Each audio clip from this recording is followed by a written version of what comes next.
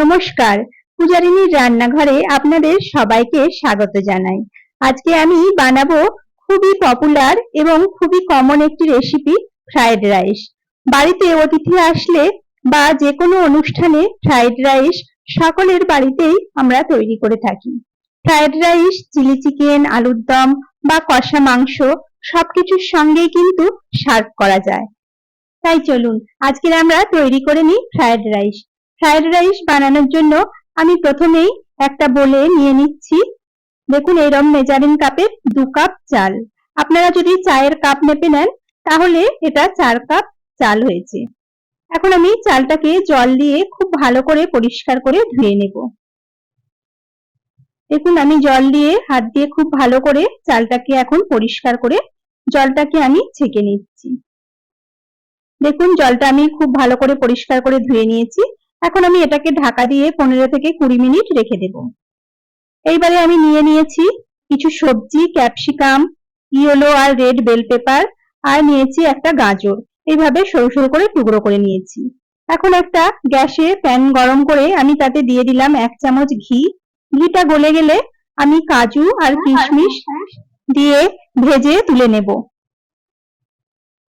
দেখুন একটু লাল করে ভেজে আমি তুলে রাখলাম। এইবারে আরেকটি কড়া গরম করে আমি তাতে দিয়ে দিচ্ছি 2 থেকে 3 চামচ সাদা তেল। তেলটা গরম হলে আমি সবজিগুলো ভেজে নেব। প্রথমে আমি গাজরটা দিয়ে দিলাম। গাজরটা যেহেতু একটু শক্ত তাই সেটাকে প্রথমে দিয়ে আমি খুব ভালো করে নরম করে ভেজে নিচ্ছি।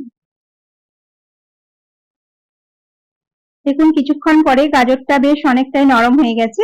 এখন আমি দিয়ে দিলাম কেটে রাখা সব ক্যাপসিকাম গুলো দিয়ে এখন আমি খুব ভালো করে একটু ভেজে নেব। তবে খুব বেশি নরম করব না। ফ্রাইড রাইসের মধ্যে এই ক্যাপসিকাম গুলো একটু ক্রাঞ্চি থাকলেই খেতে ভালো লাগবে। কিছুক্ষণ একটু নাড়াচাড়া করে নিয়ে আমি ওপর থেকে ঢেলে দেব সেদ্ধ করে রাখা ভাত। ভাতটা আমি মোটামুটি 80% সেদ্ধ করে নিয়েছি, আর বাকিটা এই এখন রান্না করতে করতেই সেদ্ধ হয়ে যাবে। ভাতটাকে দিয়ে সব সবজির সঙ্গে আমি খুব ভালো করে এখন মিশিয়ে নিচ্ছি। দেখুন ভাতটা কতটা ঝরঝরে হয়েছে। এখন আমি ওপর থেকে দিয়ে দিচ্ছি 2 চামচ ঘি, আর দিয়ে দিচ্ছি আমি 1 চামচ স্বাদ মতো চিনি। এরপরে দিয়ে দেব ভেজে রাখা কাজু আর কিশমিশ। এখন সবকিছুকে খুব ভালো করে আমি মিক্স করে নেব। আপনারা চাইলে এখানে কিছুটা গরম মশলা গুঁড়োও দিতে পারেন, কিন্তু আমি যেহেতু চিকেনের সঙ্গে ফ্রাইড রাইসটা সার্ভ করব সেই জন্য আমি গরম মশলা গুঁড়োটা দিলাম না। তবে আপনারা যদি নিরামিষ রেসিপির সঙ্গে ফ্রাইড রাইসটা খেতে চান তাহলে অবশ্যই অল্প করে একটু গরম মশলার গুঁড়ো দেবেন, তাহলে টেস্টটা আরো সুন্দর আসবে। এখন ফ্রাইড রাইস পরিবেশন করার জন্য একদম রেডি। আপনারা চাইলে আপনাদের পছন্দ মতো যে কোনো সবজি এর মধ্যে ব্যবহার করতে পারেন।